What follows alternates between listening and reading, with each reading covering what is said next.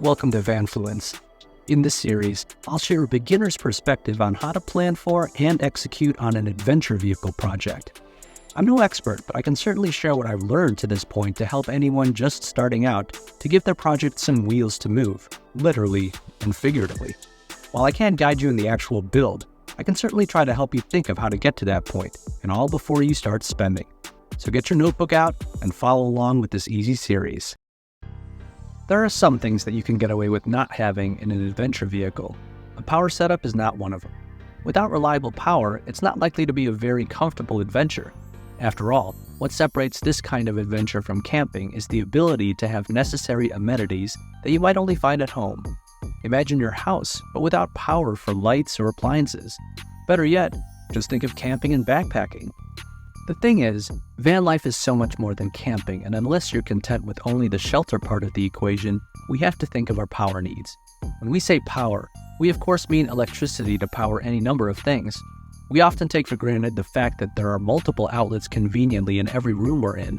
However, when it comes to adventure vehicles, this convenience needs to be planned for. In this sense, you can think of outlet placement and wiring similar to before a house build. It's essential to understand that electricity in the vehicle primarily relies on the connection with the engine. The alternator generates power while the engine is running, which charges the vehicle's batteries. This is actually the primary method of power of an RV setup and appropriately applies in van life. The key thing to consider is the space needed for this setup and the amount of power required for your needs. It will need to occupy valuable real estate in the living area, unlike the vehicle's battery and power being housed under the hood with wiring throughout the rest of the vehicle. So whether it's lighting the interior of your location or the exterior, or running any number of peripherals like electronics, a power source will be necessary to connect all these things to. This may seem obvious, but what's less apparent is the work and planning that goes into an electrical setup that keep it safe and efficient. Unless you're an electrician, the idea of powering our daily lives is rather simple and straightforward because we automatically associate it with a home. What's important and versatile about a mobile home power setup is the ability to run on stored energy, solar, and/or shore power in the various locations you travel to.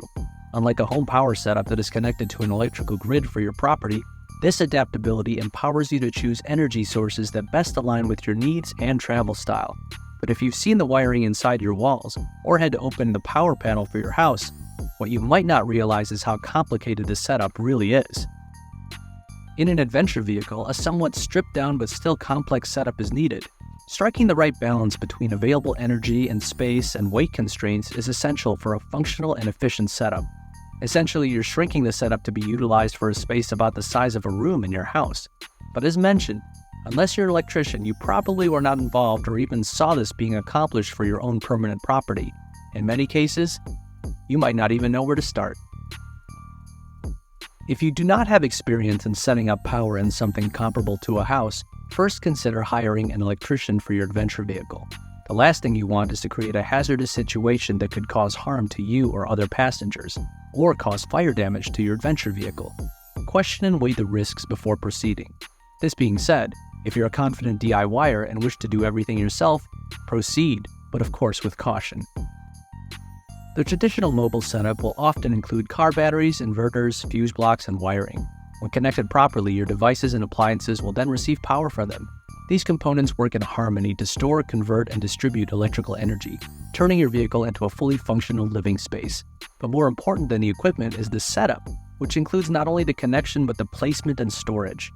Vans and similar vehicles are especially challenging since their original purpose and design did not account for a dedicated power setup. Once a power center is established, in adventure vans, usually in a wheel well storage box, the wiring needs to be routed accordingly along the frame before any paneling or insulation goes up. Properly routing the wiring at this stage is essential to minimize the risk of potential electrical issues down the road and to maintain a clean, organized layout within the van. This involves determining the location of outlets or appliances and efficiently routing the power wires to the various locations in the vehicle. If not using an electrician, then you'll need to have a fair amount of education and preparation before embarking on the setup yourself. The education would be in basic electrical protocols, and the preparation would be in following a diagram. Electrical wiring diagrams for adventure vehicles are commonly shared online for free. It's just the labor that will cost time and effort to you. But in the end, if you're eager to save a little money and a lot of headache in managing power yourself, consider a portable electric generator. Portable battery and power solutions are becoming more and more popular with the prevalence of electronics in all facets of our lives.